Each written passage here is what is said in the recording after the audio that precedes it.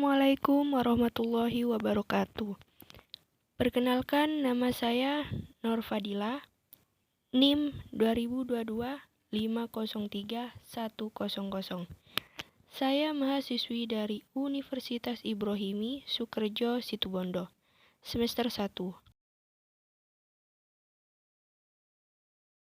Saya akan mempresentasikan tentang kehematan kalimat dan ekonomi bahasa.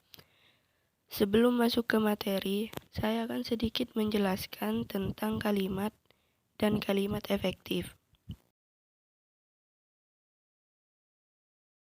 Kalimat adalah satuan bahasa berupa kata atau rangkaian kata yang dapat berdiri sendiri dan menyatakan makna yang lengkap.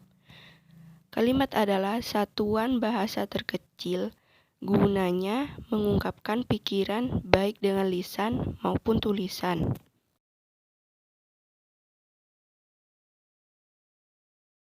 Dalam proses penulisan karya ilmiah, ada dua jenis kalimat yang mendapat perhatian penulis, yaitu masalah kalimat dan masalah kalimat efektif.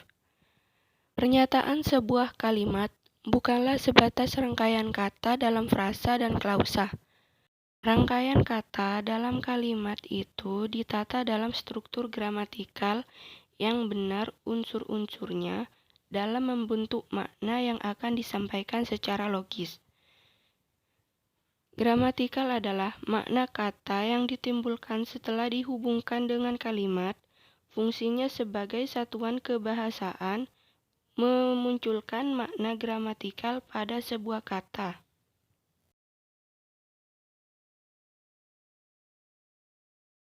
Persyaratan kalimat efektif. 1. Fungsi gramatikal dalam kalimat efektif. Fungsi gramatikal atau unsur struktur dalam kalimat dikenal dengan istilah SPOK. Subjek adalah bagian klausa guna menandai topik yang dibicarakan oleh pembicara. Posisinya bebas, bisa di awal, di tengah, atau di akhir. Predikat adalah bagian kalimat yang menandai apa yang dikatakan oleh pembicara tentang subjek, dan ini biasanya merupakan jawaban dari pertanyaan mengapa atau bagaimana. Objek adalah fungsi kalimat yang melengkapi kata kerja aktif atau pasif. Pelengkap berfungsi sebagai melengkapi kata kerja berlawanan dalam predikat, sehingga predikat kalimat menjadi lebih lengkap. Keterangan adalah kalimat yang melengkapi fungsi subjek, predikat, objek, atau fungsi semua unsur dalam kalimat.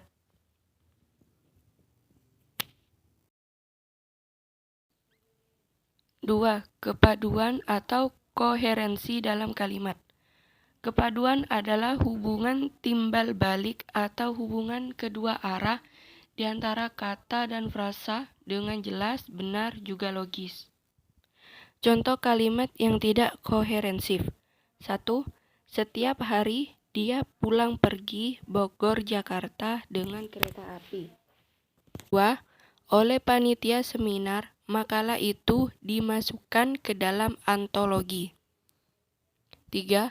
Pelaksanaan seminar itu karena jalan macet harus ditunda 1 jam kemudian. Pembetulan kalimat yang koherensif. 1. Setiap hari dia pergi pulang Bogor Jakarta dengan kereta api. 2. Makalah seminar itu dimasukkan ke dalam antologi. 3.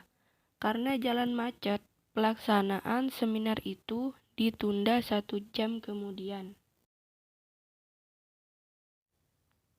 Kehematan kalimat. Kehematan kalimat adalah penggunaan kata yang diringkas dan tidak bertele-tele, namun tidak mengurangi makna atau mengubah informasi. Dengan cara menghilangkan pengulangan subjek yang sama, menghindari pemakaian superordinat pada hiponim kata, dan menghindari sinonim kata dalam kalimat. Superordinat adalah kata-kata yang mencakup kata lain, sedangkan hiponim adalah kata-kata yang tercakup pada kata yang lebih luas maknanya. Ekonomi bahasa. Istilah ini pernah disebut oleh Verhaar dalam asas linguistik umum seperti ini. Dalam semua bahasa di dunia, penutur-penutur berusaha untuk menghemat tenaga dalam pemakaian bahasa dan memperpendek tuturan-tuturannya. Sejauh hal itu tidak menghambat komunikasi dan tidak bertentangan dengan budaya tempat bahasa tersebut dipakai, sifat hemat itu dalam bahasa lazim disebut ekonomi bahasa.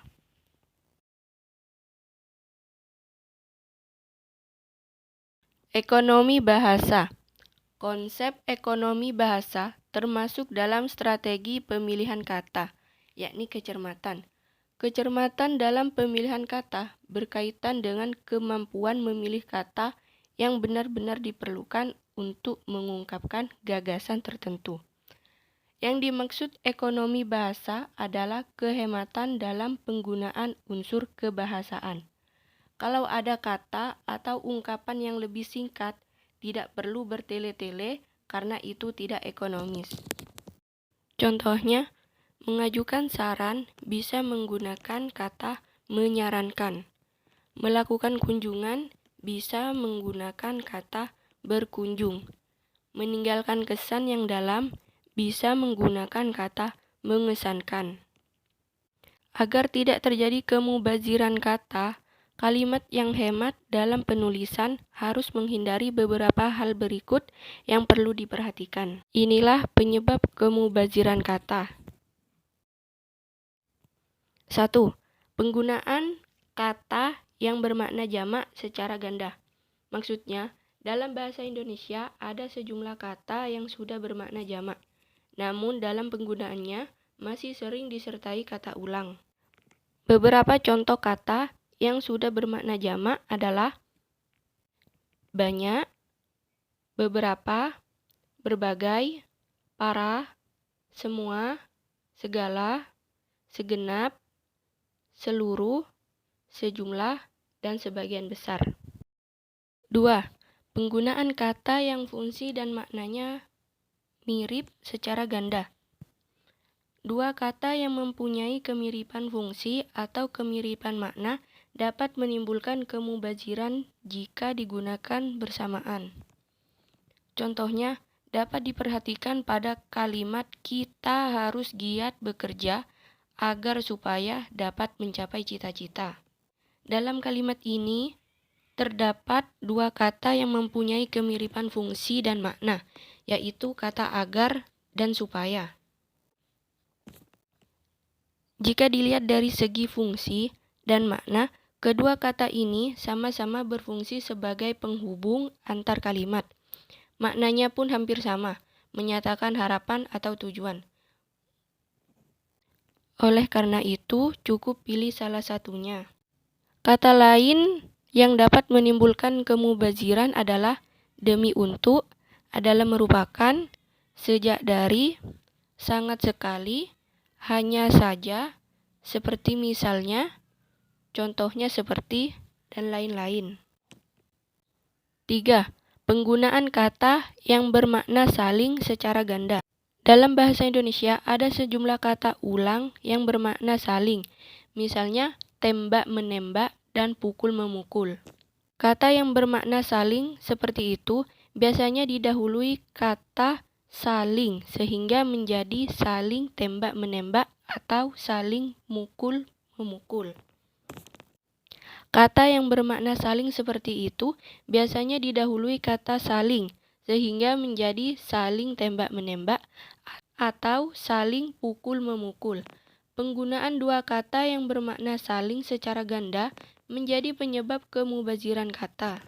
Agar bahasa menjadi efektif, cukup salah satu yang digunakan.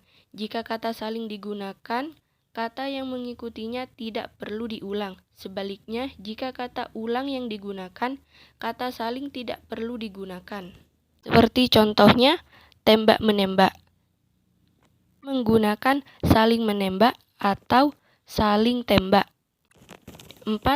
Konteks kalimat. Konteks kalimat dalam penggunaan bahasa juga dapat menyebabkan kemubaziran kata. Maksudnya adalah suatu kata yang kehadirannya tidak diperlukan dalam konteks kalimat tertentu. Contohnya, kata daripada yang bukan kalimat perbandingan.